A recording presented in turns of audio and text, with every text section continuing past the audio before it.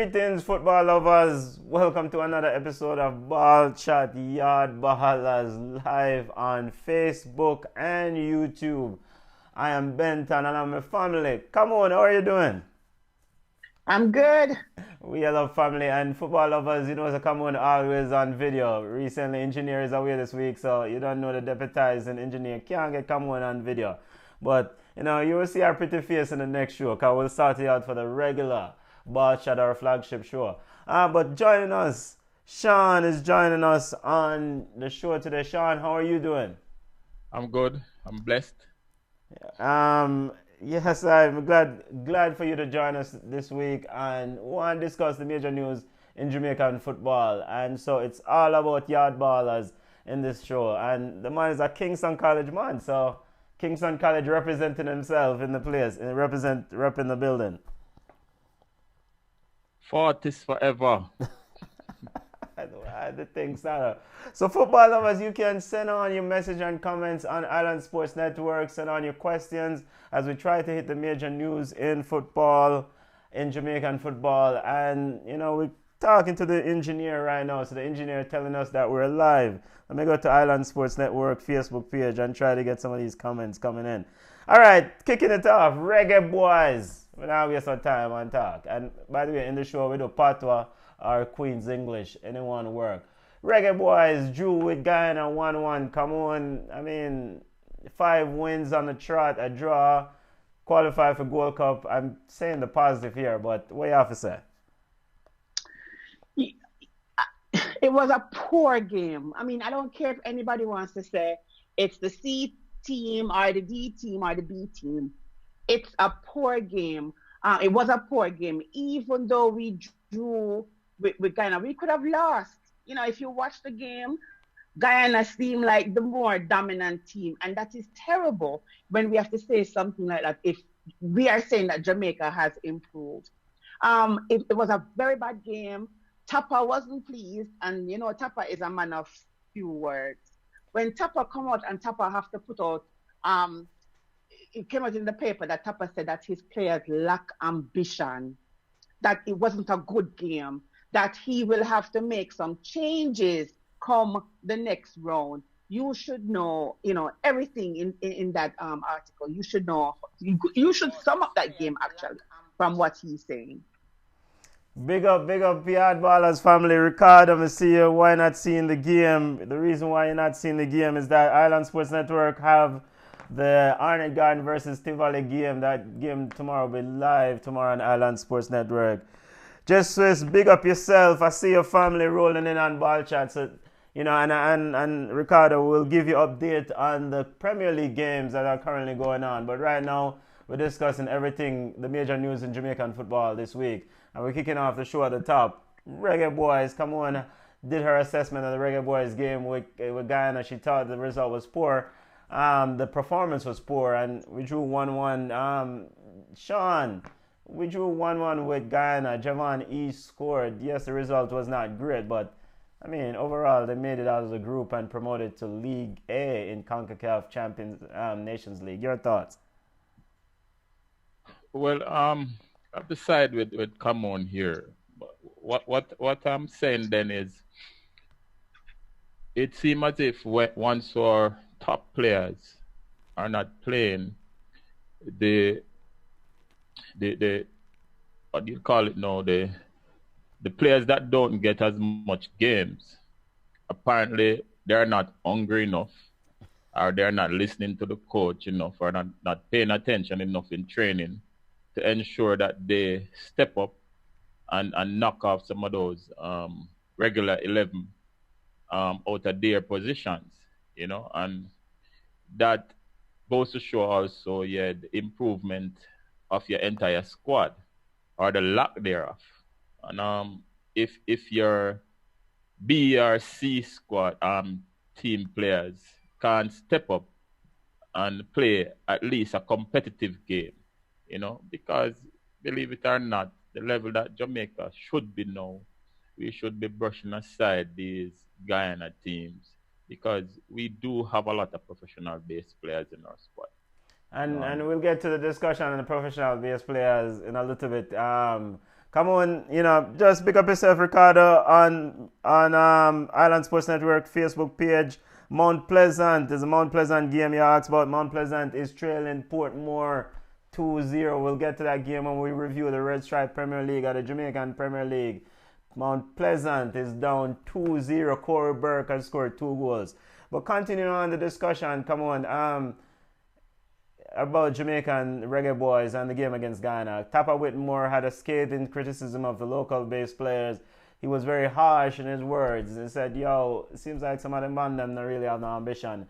Essentially, that's what I gather from it. That's not his exact phrase or not an exact word for word quote, but your assessment on Tappa's statement. I mean, he's pretty much saying that the players are local players seems to be more accepting of playing in USL or MLS rather than trying to go for bigger leagues. Now that Jamaica is in the top 50 and, they can pursue or try to go into heavier leagues in Europe. Your thoughts on that statement? Tappa can say anything he wants to say. I mean, if your players are not good enough, how do you expect them to play in a higher league, over MLS and USL? And now, what is he doing? Is he disparaging MLS? MLS's taxes bread and butter. So no, Taxi is the best left back in MLS. So what are you saying? That MLS is not good enough anymore? Before they aspire to play in MLS. So what I don't understand what Tappa is saying. When he's talking about Europe is big. Like Albania is in Europe. So I'm like, are you saying that they should go and play in Albania or they should go play in this league that nobody knows about just because it's in Europe?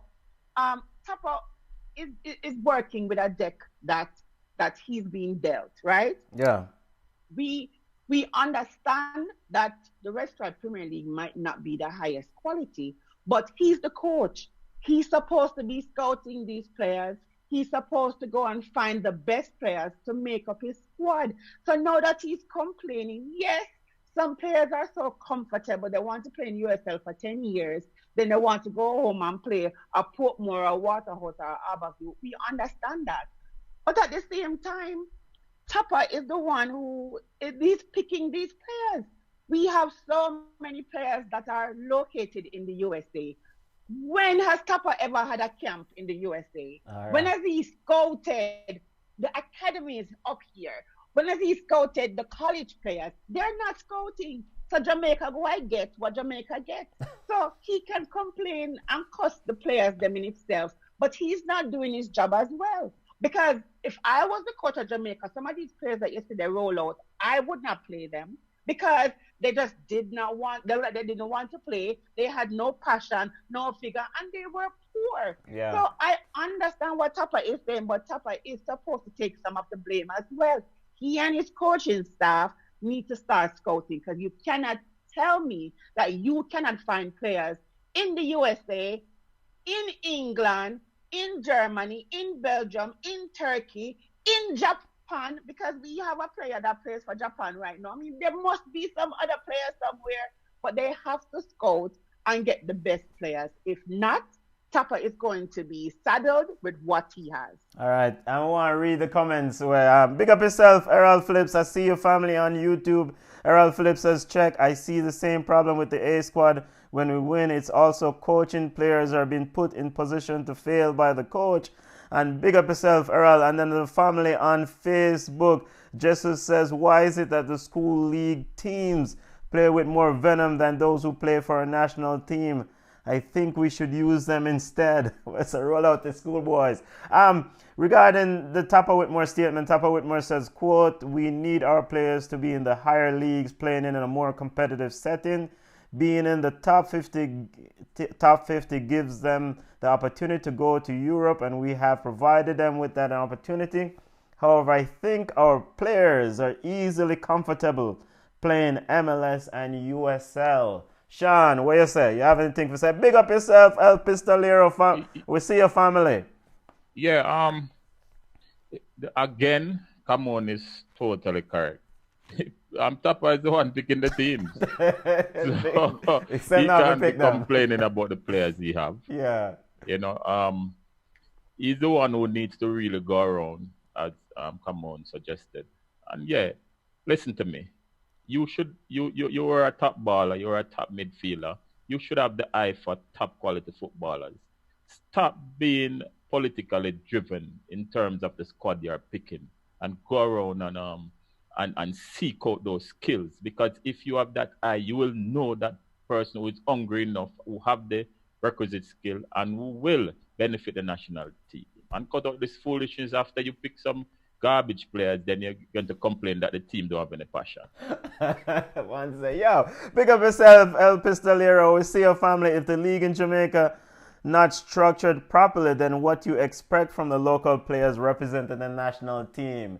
Talk your truth. If the league is not structured properly, the league essentially is not doing well or not essentially developing good talent, then what you expect? That's what El Pistolero is conveying. As we wrap up, and come on, go ahead. And one more thing, and if you look in the paragraph that's talking about, he is giving these players the opportunity because they're now in the top 50. What Tapa is using the national team, and people go, kill me. Yeah. What Tapa is using the national team for is helping players to launch their football career. What he's doing is getting the players who we might not think are national team quality, putting them out there to get the cap, hoping that they will get a good team. And that's not working. It didn't work last year, and it's not working this year. He gave a whole bunch of them the opportunity in Gold Cup, and tell me which player you see out there who get a big contract. Nobody. Look at Damian Lowe. Damian Lowe is now in Denmark. Damian Lowe is one of the sturdiest and most solid defenders that we have. And Damian Lowe is still in the Denmark second division. Look at Taxi. Taxi is, listen, if Taxi not get a bigger contract after him scored that free kick on Mexico in a World Cup, me not see how Taxi are going to work again. So you can't blame the players sometimes because they have bad representation. And what we think is good football, when they go somewhere else on trial, they don't cut it because they're not good out there. They have bad habits out there. And Tapa might be right in a sense where he says the players are comfortable. That when I talked to a player, I said to him, Israel needs a striker. You know what he said? Oh, I don't like Israel. You've never been there before. How you going to know? You're not going to get the food. The language is different. Your friends and family not going to be there. But guess what? You're going to build your resume. Yeah. But so some of these players need direction, and he's correct. But at the same time, he's the one picking the players. Yeah. Yeah. And you know, just like anything with success, you have to go out there. Just like, you know, one of the big statements back in the day where the success of the whalers and all them things is that a man go out a road and do the work, and the players themselves. Doesn't matter if you're a player Israel or, you know, if you get an opportunity, try to take it and go a road and do the work. It's something I deal with. El Pistolero said at the moment they're playing at the level they are supposedly be. They can play better than what they are playing in. But family, and yeah, it's a very provocative statement that you just come on regarding Tapa Whitmore, and I don't want to pass over that. So I want to make sure I understand exactly what you said. Is that the Tapa is essentially giving the local players an opportunity to try to get contract overseas? Is that what you're seeing, rather than spreading the net and getting players who are already overseas playing? Is that what you're trying to say? It's not. I'm not trying to say it. I said it. Okay. All right. I just want to make sure. Yeah, but it's obvious. If you look at the national team setting, yeah. And I get it that he's saying that he wants the national team to look like the country and that they're representing, which that's fine. But at the same time, you can't sit there and tell me that some of the players that we saw on the pitch versus Guyana, the best that we can get to put in a 23 squad. I don't understand, and I don't believe that. You have players out there who want the opportunity to represent Jamaica. They just need that one chance, and Jamaica does not have a scouting system. Yeah. All right, so we need a whole heap of work. So Tapa, and before we wrap this point up, Sean, and want to get the last statement from him. Big up yourself, family. I see you on Island Sports Network. Come on, send on your questions or comments. We're talking about Jamaica, the Reggaeboyz performance against Guyana, and the lackluster performance. They drew 1-1. Javon E scored, and so the Reggaeboyz are moving on to League A Coach Tapper Whitmore wasn't necessarily happy with the performance and he's looking for players. So to link that, there's supposed to be a game coming down, this December 22nd against a Japan on the 22 or Japan on the 23. You hear anything about this coming on? And essentially this is part of the scouting of next group of players to help for the Qatar World Cup? Any friendly is good friendly, which we are creating a U22 team to help the Japanese U22 or U23 who they're going on to the Olympic. I don't understand unless they're going to pull the schoolboys who performed well in the schoolboy system and put them in that squad. But I don't understand why they want to do this. We have U17s and we have U20s. I hope they're pulling from the U17s and I hope they're pulling from the U20s. And there are some players on the U23 that should be eligible. If we pull from that and put together a big squad, then I can see it. But if he's going to go out there and get some new players out there who's struggling, it makes no sense. We have to make sure that we use continuity. We have to continue with the base that we have and try to improve on the base. Our U20s performed well. I think they were robbed because of the format of the competition. But that U20 group that we had, that's the springboard going forward. You're supposed to go pick up some new unknowns that you see out there kicking ball. That is the group that you should work with and bring as a U22. I think Kevin Lambert is still eligible because he's a 97, I think he is. You bring him because he's, as much as Kappa probably don't like him, he is the future of the Jamaica Reggaeboyz. Yeah. Sean, final word on this Reggaeboyz performance and this potential game coming down the pipe against a Japan U22 team. Tapper Whitmore and JFF is looking to expand the pool of players that they have for the next generation, for the next World Cup qualifiers.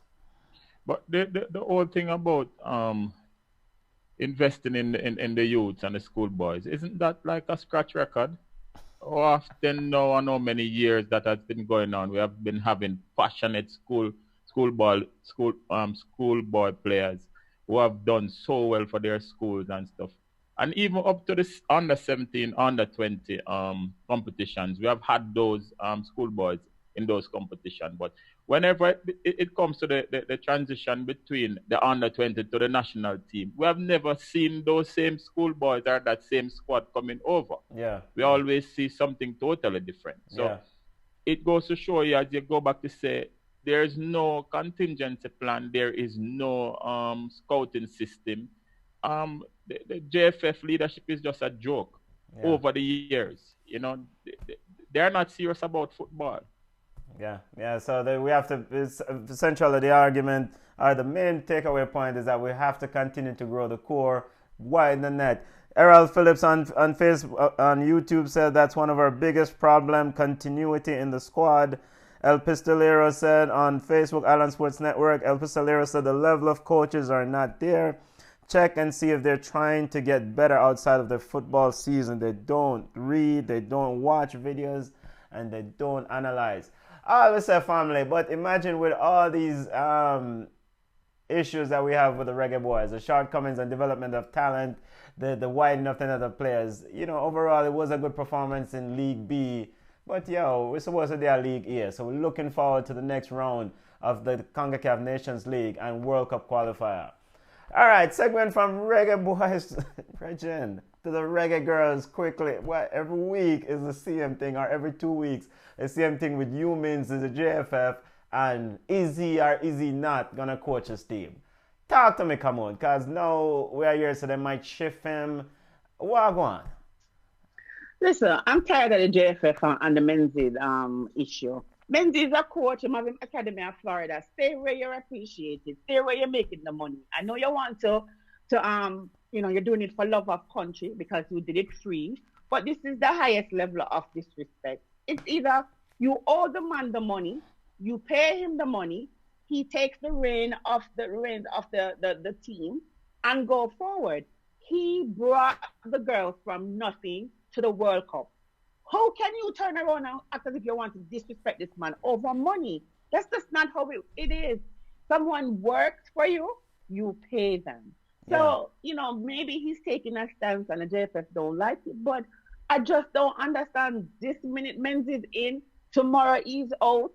I just don't know. And this is not good for the reggae girls because the competition starts in January. Yes, We're yes. supposed to be, instead of hearing about will this man coach us or not, we're supposed to be hearing about friendlies, the squad, scouting, injuries, people who are fit. Those are the things that we as fans of both the women and the male football team should be hearing. This Yeah, is just yeah. a distraction that nobody needs. Yeah, I mean, Sean, it's just like one day again. It's every day is another thing, and like Kamon said, the tournament starts up pretty soon. The qualifying for the Olympic Games, you know, the girls or the ladies at a disadvantage with this uncertainty with coaches. Sean, your thoughts on this? That is why I said there we go again with this broken system, Yeah, which is called the JFF. Right? You know the sad thing about all of this is we just had ended an election for presidency, and what happened? uncontested. Uncontested, the president went back. Now, it's only two scenarios you Yeah, have situations like these, right? yeah, In a corrupted environment, yeah, right? Or an environment where this person is doing so well, yeah, yeah, yeah, and that you have to put them back. yeah. And so I have no other choice but to say it's a latter, it's the corrupted environment, because the system which is called JFF is very poor. So it cannot be that JFF is doing so well that they had to put back the president. Okay. You know, so we have to fix that first. Yeah. You have to fix the head of the stream in order for the water that is flowing down to be pure. All right. Simple as that. Big up yourself, Dave White. We see your family watching us on Island Sports Network. Dave White said JFF is horrible. Big up Errol on YouTube said, disagree with the Casey man. It's not the JFF problem why we don't see the transition of the youth players. Tournament starting, no friendlies. Shake my head. That's regarding the reggae girls. But to kind of piggyback on what Errol said, how much of this responsibility lay at the feet at the players themselves? I mean, we beat JFF, we talk about potty shop and all these things, but how much of it is all down to the players and the ability to actually grow and develop their craft? Because at the end of the day, I mean, they have a big part to play in this. Sean. No, but I don't understand what does he disagree with? If a schoolboy is excellent at his craft at the schoolboy level, he cannot unlearn the football as he get older. That is stupidness. He'll be getting much better. You understand? So I can't understand what he's talking about. No, when you're to be transitioned to a higher level, it simply means you're going to be exposed to a better coach, a better coaching system, and because you have proven before from the schoolboy level that you have the mindset, the training ability, the skill level, right? And the listening ability to take coaching, you will get better once you're exposed to a higher level of football. So I don't understand what does he not agree with? Okay. Right? Okay. It's either the JFF call up these players, invest in them, or not. It's as simple as that. If you don't call up these players, what's going to happen? Two things. It's either these players not going to be interested in playing football at a higher level anymore, and they're going to take up other professional careers, or they're going to go elsewhere. Those are the two options. You understand? So what is it that he's not agreeing with? It's either you call them or you don't call them. Or you don't call them. Come on.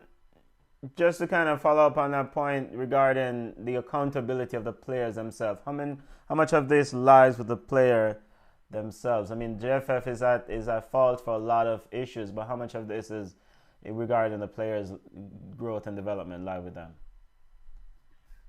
Growth and development.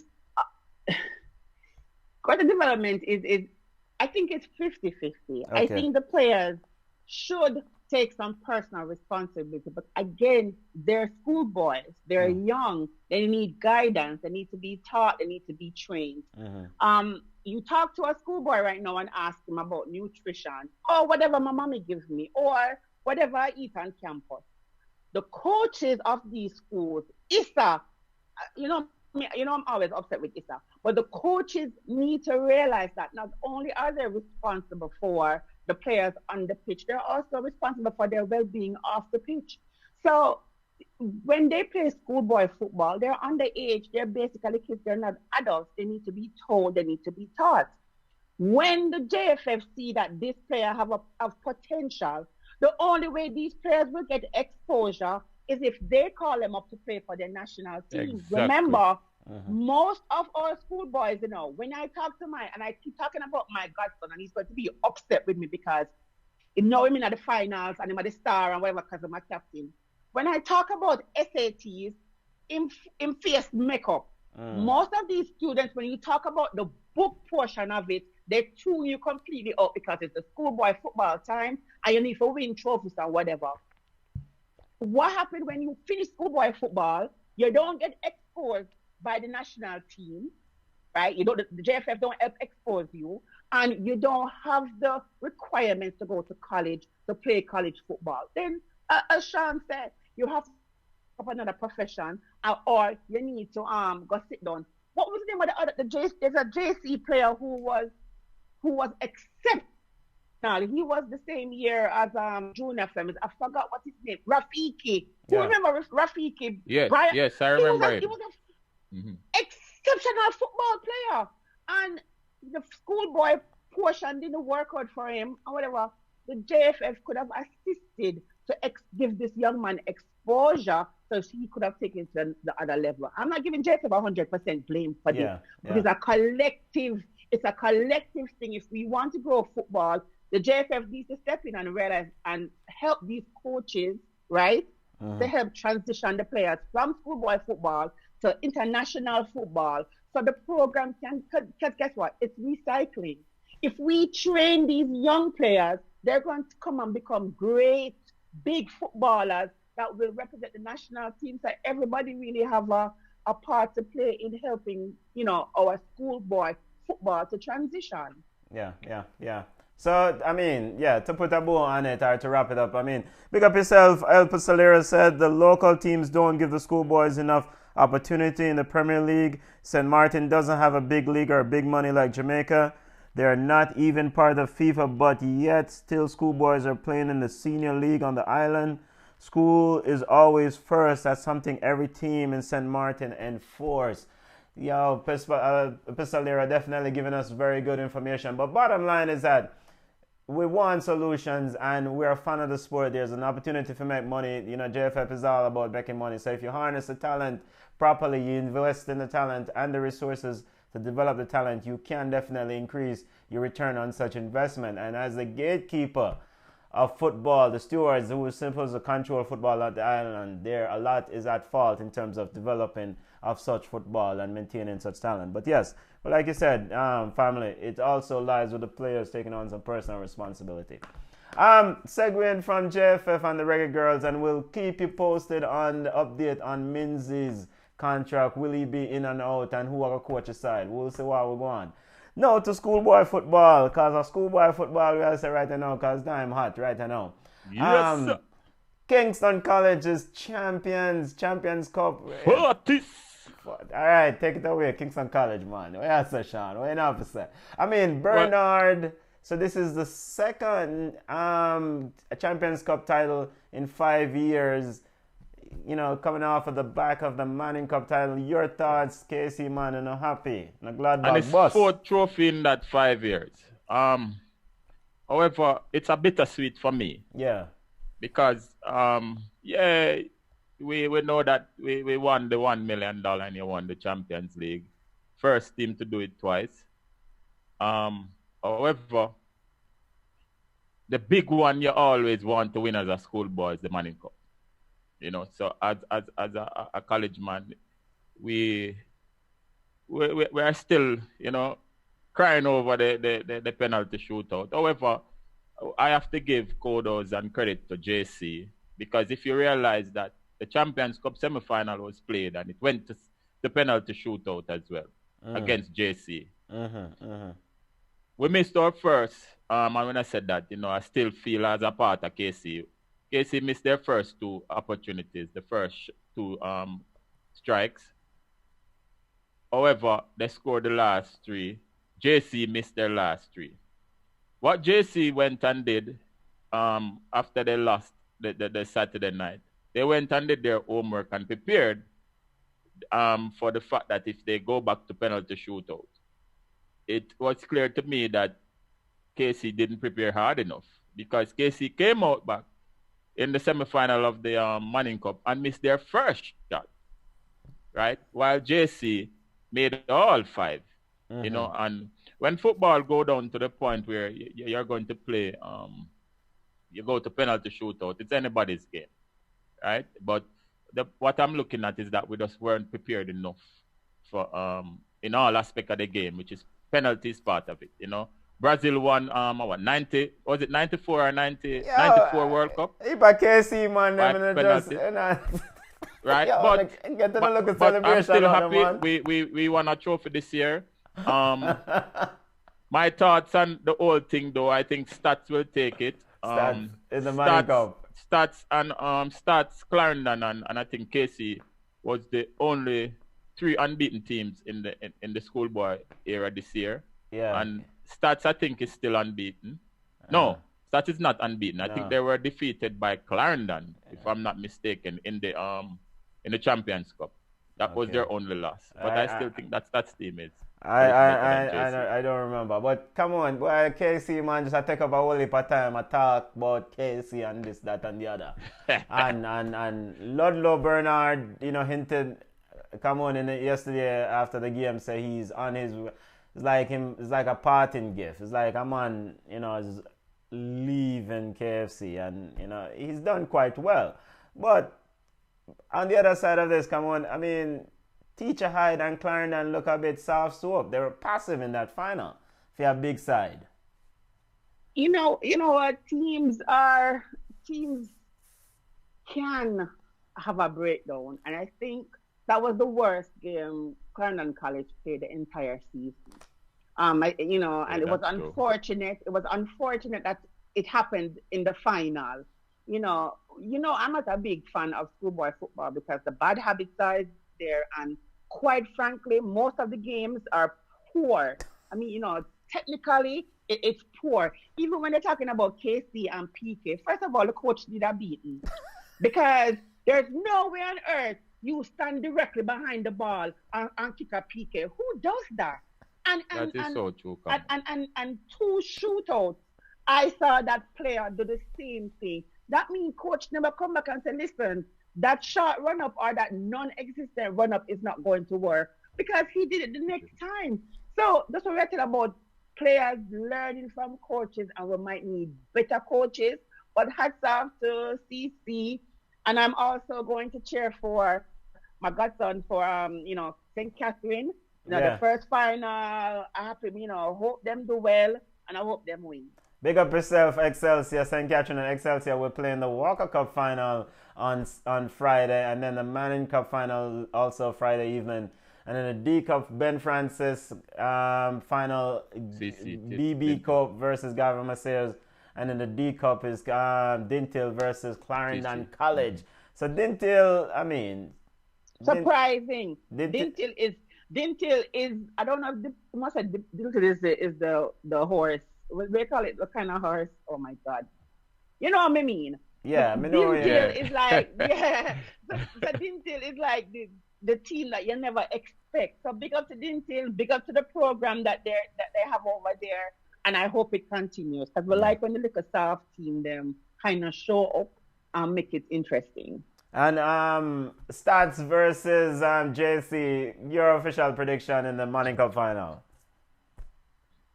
I mean, Stats lost to them, in 2017? I mean, supposed to be revenge from the Stats family mind now, right? No, man, this is JC want to lose. I disagree with you, though. No. Come on. I think the Stats team is a much better team than the JC team. Yeah, but the Clarendon College team was a better team than the KC. No, you know that was no. In fairness, though, not that because I went to KC. That was always debatable. Yes, because it's always what they failed to realize that KC had one of the best team in Schoolboy this year, right? Yeah. And somebody said it who was going around watching the matches and said, listen, if KC do their homework, because CC has never played a team like KC all season. Yeah. Right? I know what KC did. KC used runners and CC yesterday. Yeah. And that's what defeated them. Yeah. They had no answer for that. And Dintel, if they were watching, they can use the same tactics. Yeah. And if them have runners. Yes, if them have runners. You're going to need the personnel. But yeah, make you hurry up now, man. However, Benton, one thought though. Yeah. I said this on our chat group. Yeah. And I have to say it again. The system with the Walker Cup, I totally disagree with it. Okay. Teams must train for all the competitions. I didn't like the change and the switch that you're taking out the losers and putting them into a competition in order to give them a chance to win a trophy. I don't like that. Well, you're setting a bad precedent for teams, for players who work very hard for a season, who wants to win all the trophies for Schoolboy supremacy. All right. Errol Phillips says stats to the world. The trend is stats winning the cup after KC. And Errol Phillips said Ludlow must be going to Turks and Caicos. Yo, that's the new everybody. That's all the good coaches going. Everybody going to Turks and Caicos. Seems like that's the money there. And Elpis Talera say hope stats win. All right. Family, we're running a little bit long on time, so I'm going to head home now and do some Red Stripe Premier League quickly. Yo, big match up to that Mount Pleasant versus Portmore. Come on, you can't chat to Portmore no more, no. You can't talk to Baby Garden no more because they found their man in Corey Burke. Corey Burke no stop score. What you have to say now? One if Corey Burke now go back to MLS, you talk about Corey Burke now stop score. This is Red Stripe Premier League. He's supposed to score. So Portmore is winning 2-0. Just to kind of give a quick overview. Waterhouse is defeating Humber Lion 1-0. UWI is defeating Cavalier. And my local side, Malines, is under one from Veer, bottom of the table, Veer. Wow, what kind of mess is that? No, so seriously, for Cavalier and Malines need to get relegated just for this foolishness. I don't know what's going on with Malines. I absolutely don't know what. Veer United, bottom of the table, is beating Malines 1-0. Benton, we had this conversation, remember? Didn't we have this conversation on Yeah, man, we talk about it. Ballchat, right? Not Ballchat, what the other one? Yes, the regular. We had this conversation and I said to you that this is just affairs. Yes, and all is a phase that when new teams come into a competition and they're hot, that is honeymoon period. The honeymoon period has been worn off, and you see what's happening now. I guess the big teams take over now. I guess Veer is also in a honeymoon because there's no way Veer supposed to have beat Malines. Sims and Malines, Wagwan. And nowhere you were supposed to be Cavalier. And nowhere you were supposed to be Cavalier. And Football Family, Island Sports Network will bring Arnett Garden versus Tivoli. Big bad Arnett Garden. Jungle is around hot. Come on, what you expect? Beating again, Phillips and Tivoli is supposed to get a beating tomorrow. Tivoli is struggling. Philip Williams. I'm so disappointed. Tivoli is my team in terms of Jamaican football, but what is happening? You guys tell me, what is happening? What is really happening at Tivoli? I saw a name on Tivoli Rasta, Rick Jeremy and Teddy Johnson. Man, at 39 years old. Big up yourself, Teddy. The man, But I hold remember on, the, why are you laughing? the, Because Tapa calling Teddy. Stop the, it. the mentoring Last year, players. remember? Oh, come on now. mentoring. I don't know what's going on at Tivoli, but the Yeah, quick. seriously, what's happening at Tivoli? I don't know what's going on at Tivoli, but soon Tivoli get themselves sorted out. You know, football family will love when Tivoli and all teams playing well. Them just go through a bad spell. I mean, you know, This hopefully is they'll not the figure. time. This is not the time. No, We're in definitely week not. 13. We're in week 13, so you should be either the top of the pack or in the middle of the pack. You can't be struggling Dangerous like for this. them this year. Trust me, I've never seen Tivoli all my life. I've never seen Tivoli down here. Yeah, and if at this rate, if Tivoli keep it up, they might they might end up at the bottom of the table. And two teams Cavalier equalized. Because Also- 1-1. Also, Cavalier has equalized. All right. Big up yourself, Ricardo. We see your family. Big up yourself. El Pistolero said that schoolboy football is over for Wolmer's. Alex can put full focus on the Premier League. Well, you say, man, a coach more than one side. That go on, come on. Of course. What? That is why our schoolboy football is struggling. Because the coach is pulling double duty. Man, I pull double duty. All right, let's wrap up the show. Yard abroad.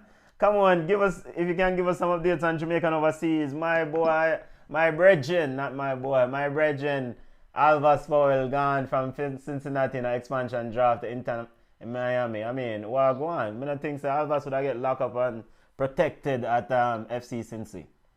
How? FC Cincinnati had the worst defensive record last season. They were poor everywhere on the pitch. So I think this fresh start is good for Alvas. He can go somewhere that is new. The expectation will be high because according to Beckham, he's bringing in new players who nobody don't even know them. But, you know, Alvas getting a fresh start to lock up the one of the box and stop like he might either for FC. Like when he play for FC Cincinnati, which is a good move for him, which is very good. Taxi still at New York. Romario Williams, we haven't talked about him in a long time. Yes. From Atlanta, went to Columbus Crew, but they didn't protect him, so they declined his contract. The good news for some of these players is that next week they're having the draft, like the waiver draft. Yeah. And teams can pick them up. So, you know, he's still in the running to get a team in MLS. Darren Matak still have like 1 year on his contract with FC Cincinnati, and I think they'll pick his option up. He was injured at the end, so I think that kind of affected his goal scoring ability last season. His stats weren't looking that good. I think 3 goals in the entire season, but he was injured for some of that. O'Neal Fisher, who's coming back from a big injury, he's still with DC United. He played in a friendly. He went the entire 90 minutes, so I think he'll be doing well. One of the most disappointing news that we could hear, Peter Lee Vassell was highly touted. You know, when he was drafted, he went to LAFC with Bob Bradley. We thought Bob Bradley could get the best out of Peter Lee Vassell. Unfortunately, they declined his option. If an MLS team picks him up, fine. If he doesn't go overseas, you know, to Europe, you know, I don't know, he might have to go USL, and apparently Tapa frowns on USL right now. Peter Lee Vassell got a run. So I don't know if we should say Tapa really played his entire C squad, because Bobby Reed is a C player, Adrian Mariappa not a C player, and Peter Lee Vassell to me was not a C player. But the game that we saw him play pushed him down into the C team category, because his performance was poor for a highly touted player of Peter Lee Vassell's ability. You know, the man themselves will wrap up his show. Engineers have wrap it up. You have any more updates on Jamaicans abroad? Because you have to wrap Peter Lee play. And most of the USL players are out of contract. Oh, Rastafari. So, I mean, but there are options to get picked up, right? Tapa Canada. That's all I'm going to say. Yo, family, thank you for joining us. Come on, you see how things going again for Clappercana. Tapa, keep pushing the players for high, brother. To wrap up the show, yeah, man, because the engineer has said, yo, time for lockdown. Sean, thank you for joining us. Ballchat family, link us on social media. Link us on Ballchat Podcast on Instagram, Ballchat1 on Facebook. Ballchat on Twitter. It's Ballchat1 on Twitter, Ballchat on Facebook. Email us at ballchatpodcast@gmail.com. Bruce, me see your family. Big up yourself. El Pistolera. Big up money for Powell. Joan, Stefano, Giovanni. Big up yourself. Thanks for keeping me up to date locally. This is great program. Big up from all the way over there, sir. What that? England or Australia. Big up yourself, family. And yo, we're going on the road, you know. Big up yourself. Yard Ballers. Next week again. Bless up. All right.